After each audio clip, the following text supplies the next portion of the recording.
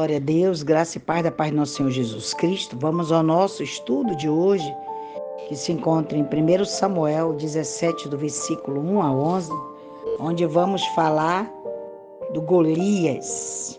Aleluia!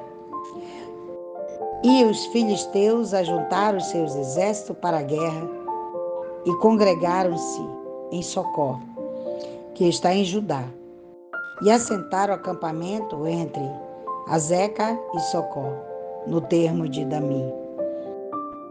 É dito, e uma forte guerra houve contra os filisteus todo o tempo de Saul. Está lá em 1 Samuel 14, 52. Os filisteus eram inimigo interno, o que é pior que o inimigo externo, porque Saul nunca pôde derrotar o seu inimigo interno, ao menos de uma forma definitiva. O inimigo interno, em última instância, iria derrotá-lo.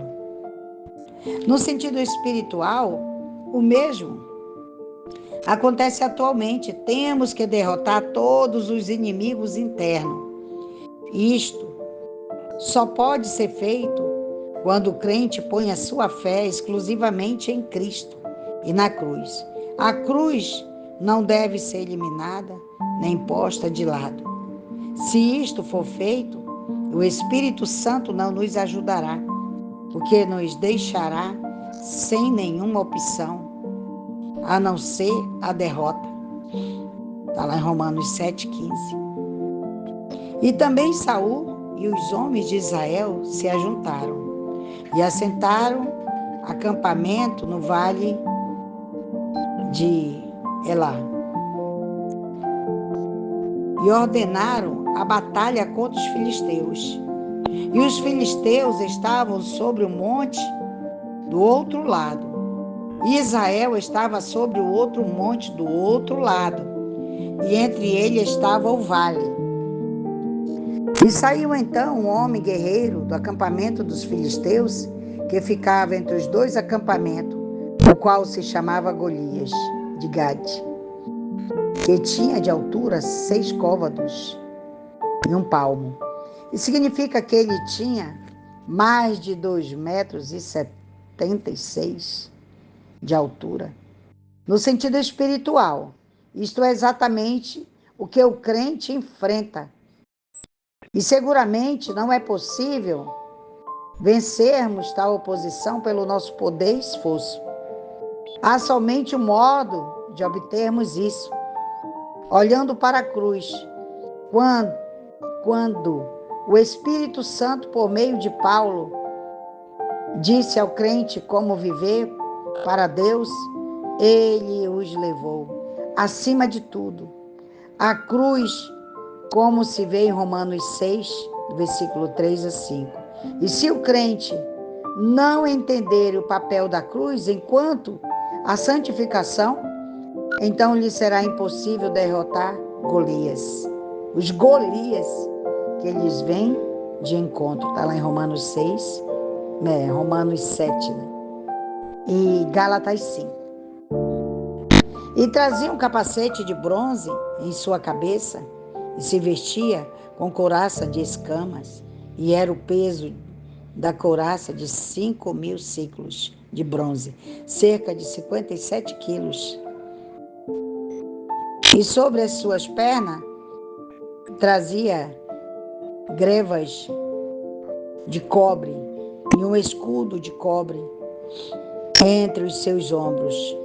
E a haste de sua lança era como eixo de tear, e tinha o ferro da ponta da sua lança 600 ciclos de ferro, cerca de 7 quilogramas. E o seu escudeiro ia diante dele. O número 6 está impresso sobre o Golias. Ele tinha 6 côvados de altura e tinha 6 peças de armadura. Entre as suas armas, o número 6 foi impresso na imagem de ouro de Nabucodonosor. Identificará o anticristo, pois o número de seu nome era 666, está lá no Apocalipse 13, do versículo 18. E parou e gritou aos esquadrões de Israel e lhe disse: para que saíres a ordenar a batalha? Não sou eu, filisteu? E vós, servos de Saul? Escolhei, pois, dentre vós um homem que venha contra mim. Golias era um dos últimos gigantes que eram fruto da união dos anjos com as mulheres. Está lá em Gênesis 6, do versículo 4. O esforço de Satanás tinha a intenção de corromper a linhagem humana e impedir o Messias vindouro, mas ocasionou o dilúvio na época de Noé e esta última insurreição dos filisteus, com a intenção de tomar posse da terra prometida. Era para negar um lugar ao povo de Deus e assim também deter o Messias vindouro. Se ele puder lutar contra mim e me vencer, nós seremos seus servos. E se eu puder mais que ele e o vencer, vós serei nossos servos e nos servireis.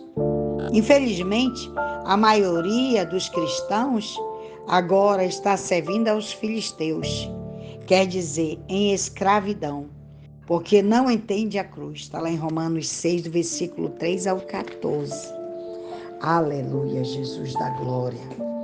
Louvado seja o nome do Senhor Jesus. Aleluia. Graças te dou, Senhor. E acrescentou o filisteu: hoje eu desafio o acampamento de Israel e digo: dai-me um homem para que lute comigo.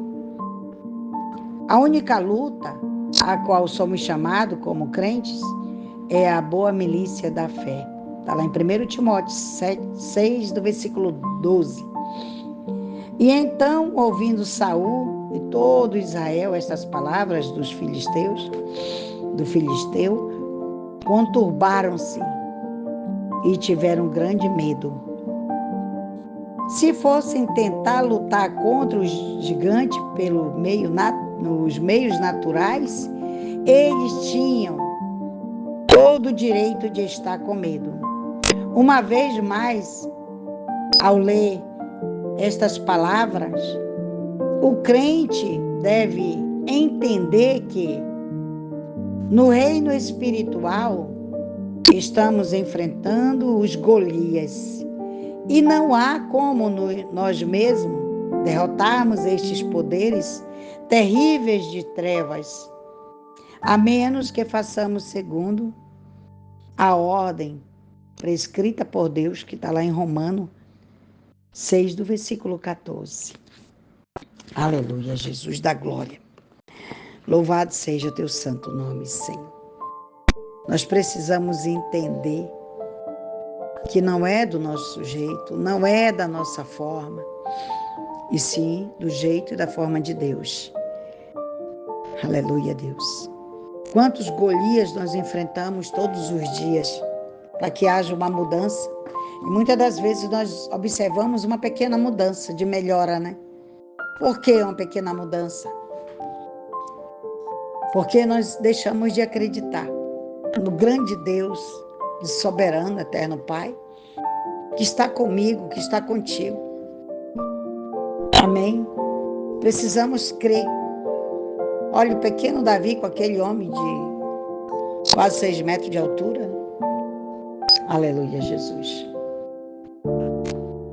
E nós sabemos que o nosso Deus, Ele nos coloca de frente com qualquer gigante. Mas Ele diz: filha minha, eu estou contigo. Filho meu, eu estou contigo.